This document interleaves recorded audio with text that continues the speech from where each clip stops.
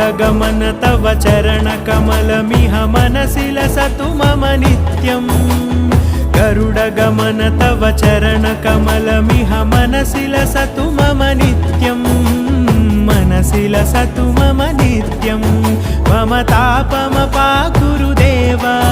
मम पापमपाकुरु देव मम तापमपाकुरु देव मम पापमपाकुरु देव